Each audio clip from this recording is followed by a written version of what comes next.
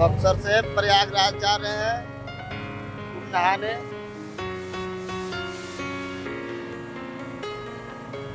Train में बढ़ती भीड़ व सड़क पर लगे जाम देख हौसला को और मजबूत कर कुंभ स्नान के लिए जल मार्ग का सहारा लेकर बक्सर के युवक प्रयागराज पहुंच गए।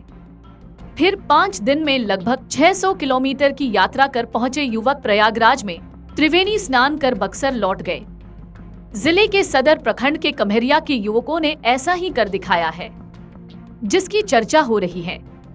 नाव से प्रयागराज महाकुंभ का सफर करने वाले 8 साथियों में मनु कुमार ने बताया कि ट्रेन में भीड़ और हाईवे पर वाहनों की लंबी कतार और 40 किलोमीटर पहले ही वाहनों के रोक दिए जाने की जब खबर सुना तो सभी साथियों ने मिलकर नाव से ही यात्रा करने को सोची, जिसमें गांव के सुमंत चौधरी, संदीप कुमार गोंड, सुखदेव चौधरी, पद्दू चौधरी, रविंद्र चौधरी, रमेश चौधरी, अशोक यादव ने सहमति जताई।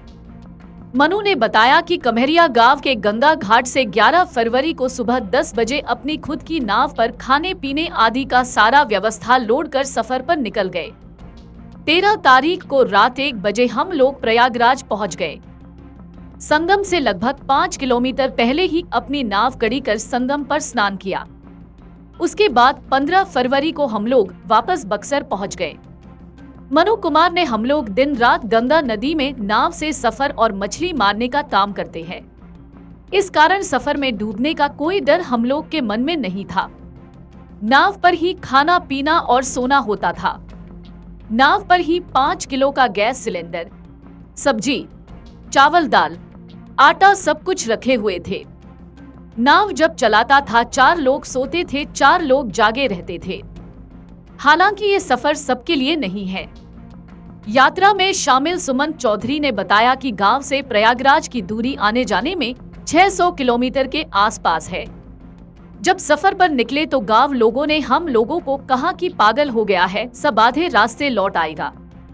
बीच रास्ते में आगे जाने का हिम्मत थोड़ा टूटा भी, लेकिन मन में यही हुआ को वापस लौटेंगे तो गांव वाले मजाक उड़ाएंगे, जिसके कारण हिम्मत बनाकर प्रयागराज पहुंच वापस लौटने में सफल रहे।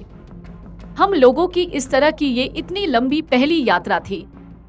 गंगा नदी का जमानिया में धारा 2 हो गया है, जिसके कारण गलती से कभी कभी दूसरे धारा में घुस जाते थे जो आगे बंद होता था, जिसके कारण वापस होकर फिर मुख्य धारा पकड़ आगे जाने पड़ता था। उन्होंने कहा सफर के दौरान रात दिन चलते रहे, केवल 1-2 जगह कुछ मिनट के लिए रुके थे। सुमन चौधरी ने बताया कि 20 लीटर पेट्रोल का 1 गैलन लेकर बक्सर से ही लेकर चले थे। रास्ते में कई बार पेट्रोल खरीदकर हम एक प्लास्टिक कैन में स्टोर कर लेते थे। इस पूरी यात्रा में हमारे करीब 20,000 रुपए खर्च हुए। इसमें मोटर बोट का 8,000 का पेट्रोल खर्च भी शामिल है। इससे रास्ते में तेल की कोई दिक्कत नहीं होती थी। हर वक्त 2 लोग नाव चलाते थे और बाकी लोग आराम करते थे। इस तरह से आगे सफर चलता था।